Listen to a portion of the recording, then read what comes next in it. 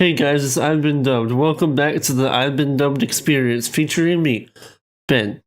It's Halloween, so happy Halloween, but in this video, the only thing spooky is how long I haven't uploaded.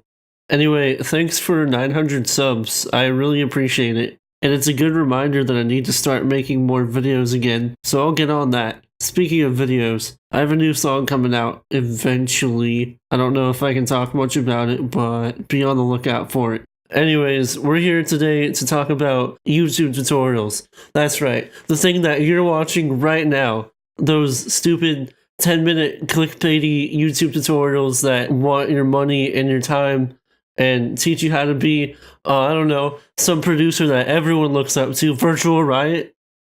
That's so original. Oh wait. Shit. By the way, if you couldn't tell, I'm sort of joking and sort of not. But for the most part, YouTube is great for learning when you're first starting out. It has a ton of videos about sound design and how to use a DAW and a bunch of beginner things that really can kickstart how fast you learn music production. And not to mention, a lot of creators make them fun.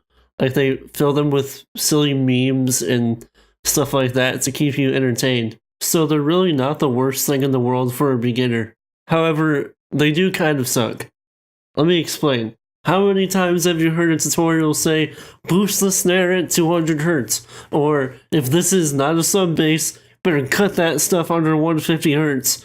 Or, I don't know, make your stuff mono under 100 Hz. Stuff like that. Basic tips like these are repeated in almost every dubstep mixing tutorial I've ever seen, as if there's something new that everyone needs to know. And the problem is, it'd be stupid for them not to teach it over and over, because there's new people looking up dubstep tutorials every day, so it makes sense for them to reteach the basics.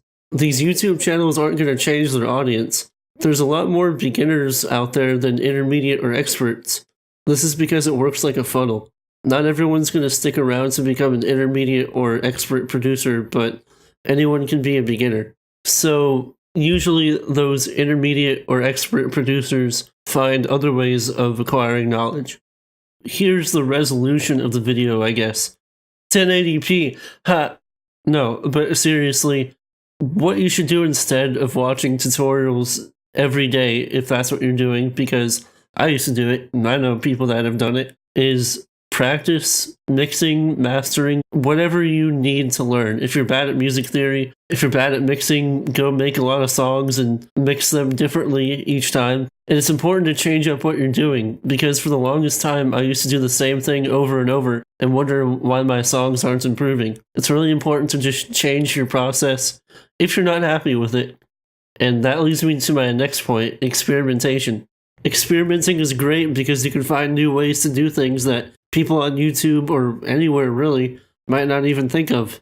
If you're learning on your own, it will be slower, but you'll find new ways to do things, and people that have no idea what you're doing will be like, man, this producer has some mad skills and such, yo. I'm gonna sub to his youtube.twitter.com/SoundCloud. But like I said, that's kind of a slow process, because if you experiment, you're not going to get a good result every time. So if you don't want to experiment, reading is also a good idea. I know, reading sucks, no one wants to do it, but there are books out there about mixing and music theory and stuff that are really the best resources you can ask for when it comes to learning. Books like Mixing Secrets for the Small Studio are really highly recommended by people who are learning to mix, and they can help you out a lot if you put in the time to read them. Another way to learn is analyzing other songs. Analyzing other songs and even recreating them is great. You can learn music theory by copying the notes of that song and putting it into MIDI and learning how they do chord progressions or whatever. And one of the most important ways that I've learned to compare songs is looking at the frequency range and how loud the frequencies are using a spectrum analyzer or an EQ of one song and comparing it to my own. So if my bass is too loud or something, I can go to my song and turn it down so it's equal to the reference song that I'm using. This can also be used in stereo with if you use Isotope Ozone's Imager. And if all else fails, you can get a mentor. There's Not a lot of resources out there that I can find, but there is one website called upsound.com that you can spend like $30 for 30 minutes of like a really good producer. Like, I'm talking 7 lines, I'm talking Barely Alive, I'm talking, okay, well, maybe not Barely Alive, but there's some really good producers out there that can help you. I hope this video helped out any beginning producers out there who are trying to learn. If you enjoyed it, give it a like. If you disagree with my opinion, let me know in the comments, because I really am interested in hearing other sources of learning. And make sure to subscribe for more content. Look out for my new song coming soon, and the whole point of this video wasn't to hate on YouTube tutorials. It was just to say that if you're an intermediate producer, there's other tools out there. So I will still be making tutorials and sample packs and FLPs, so look out for those too. See you guys next time.